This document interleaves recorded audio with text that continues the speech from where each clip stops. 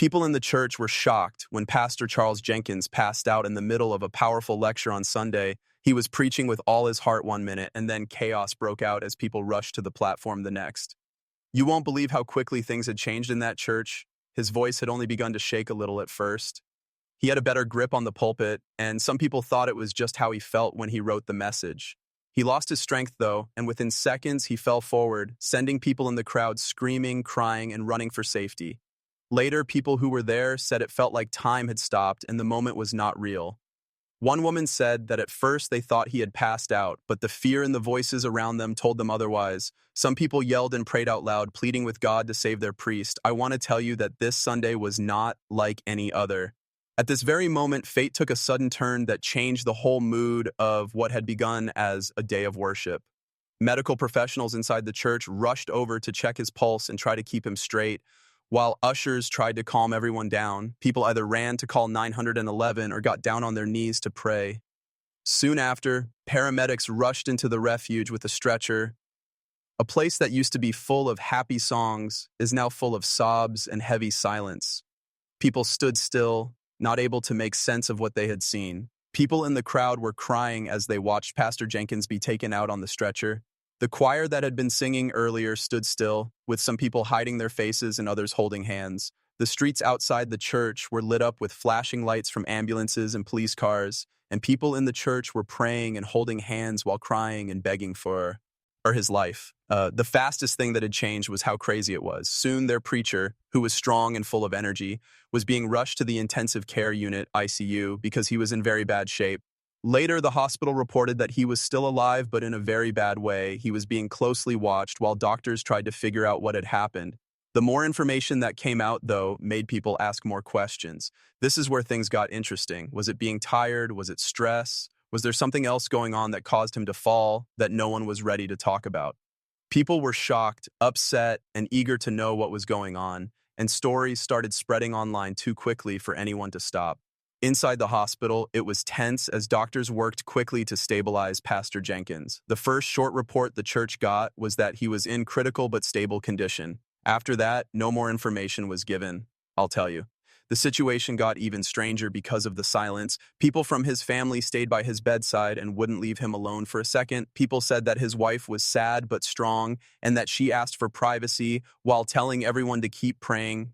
A lot of church leaders also rushed to the hospital. Some went to his room in turns, while others tried to calm down the scared and confused crowd. Social media, on the other hand, had already taken off. Videos from inside the church went viral online right away after he fell, showing how scared everyone was. There were a lot of comments from people all over the country, and hashtags like Pray for Jenkins became popular. But now comes the shocking part.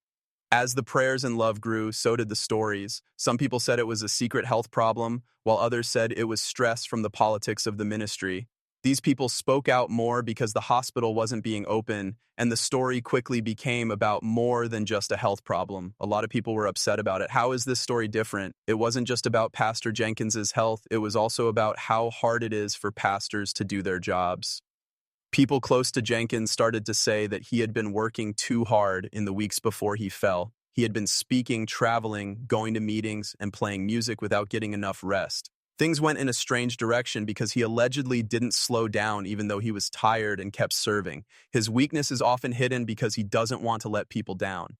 This event, however, showed that even strong leaders have boundaries. The ICU became a place of both hope and fear as the hours went by. Some people close to him told the family in private that he was showing small but hopeful signs of response, like moving and becoming aware of things around him.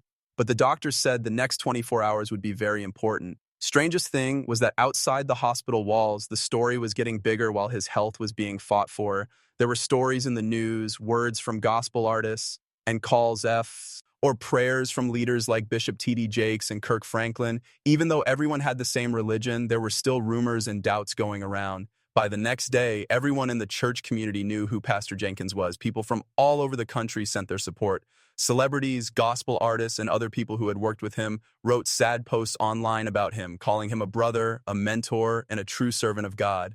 I have to tell you, the love was too much. People from his Chicago church gathered outside all night with lights in their hands to sing softly and pray with tears in their eyes. As they stood there, families held on to the dream that their beloved pastor would wake up and return to the pulpit.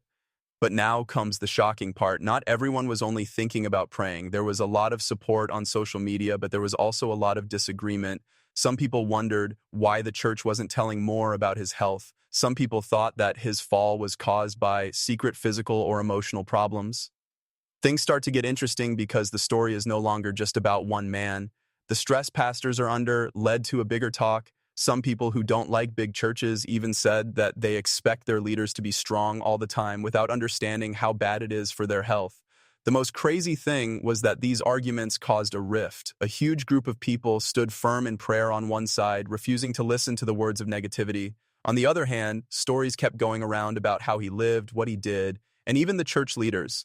Some sources said Jenkins had been tired for weeks, but he wouldn't take a break because he thought his work for God couldn't end. People began to wonder if the fall was a warning not only for him, but for the whole congregation. Leaders in the church tried to calm things down by telling people to pray instead of talking about other people.